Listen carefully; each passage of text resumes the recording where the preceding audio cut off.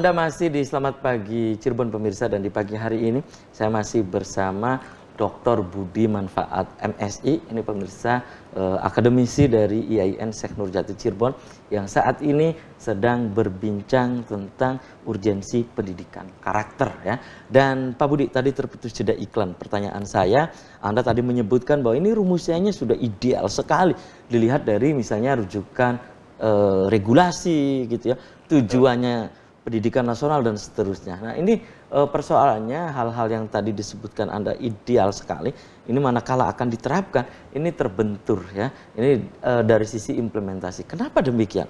Silakan Pak Budi. Iya, ya.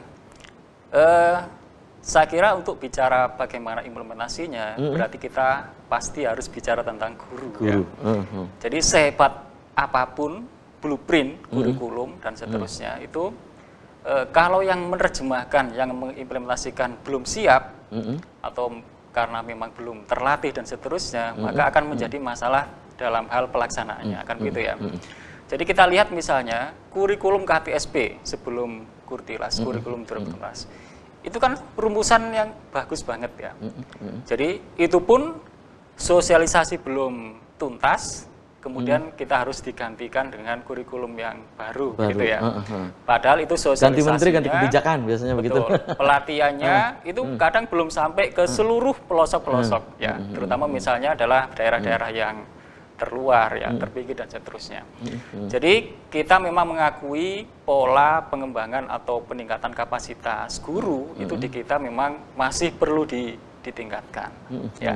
Jadi begitu guru tidak memiliki kemampuan untuk menafsirkan kurikulum itu dengan baik, bagaimana tafsirnya, bagaimana cara mengimplementasikan itu, keterampilan apa yang harus dimiliki untuk mengimplementasikan itu, maka pasti di lapangan akan mengalami masalah. Contoh Mas Habib ya, saya tengok saja terkait 2 poin ya, yaitu pembelajaran dan penilaian. Oke, saya fokus saja ke penilaiannya. Penilaiannya. Yang penilaian ini dari dulu sampai sekarang masih banyak mengalami pro dan kontra ya, masalah-masalah tentang bentuk dan prosesnya.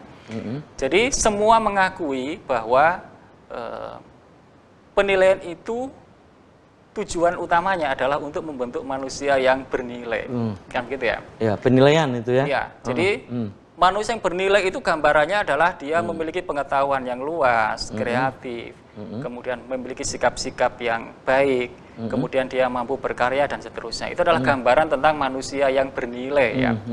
Tetapi hari ini kita melihat sebagian guru itu masih menganggap bahwa penilaian itu adalah penyekoran, memberi skor ya. Jadi memberi skor, angka ya. Memberi angka. Sehingga terjemahannya, cara prakteknya adalah mereka dites, ada soal-soal yang harus dijawab, lalu kemudian direspon oleh siswa, dikoreksi, diberi skor. Kalau nilainya 8, maka nilainya 8, tertulis di raport. Berlaku sampai kapan? Ada yang menerjemahkan ini berlaku sampai sepanjang hayat, kan begitu ya? Nilai 8 yang tertulis di raport itu menggambarkan nilai dia, misalnya belajar matematika, dan itu berlaku sepanjang hayat. Padahal ini kan bukan harapan dari pendidikan yang sesungguhnya. Nah, oke. Ya. Jadi kalau harapan yang sesungguhnya apa gitu, Pak Budi? Nah, ya.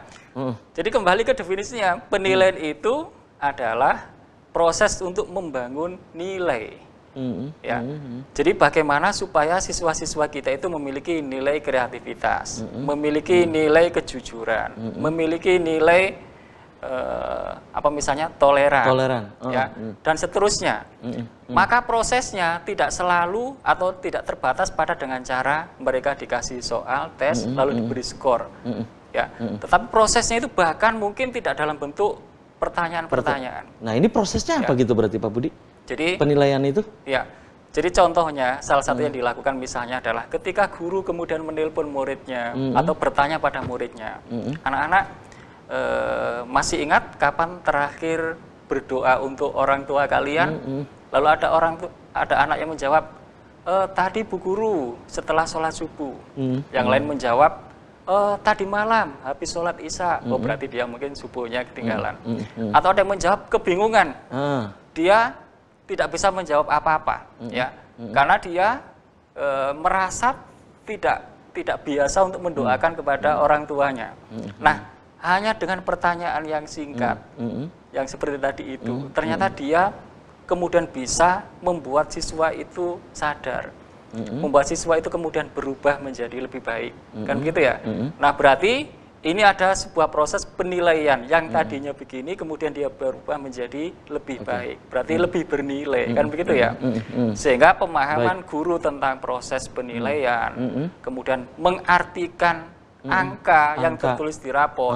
Angka-angka itu ya. Jadi gambarannya anak-anak, kalau nanti di rapot kalian tertulis angka 9, maka angka 9 itu berlaku sampai kapan?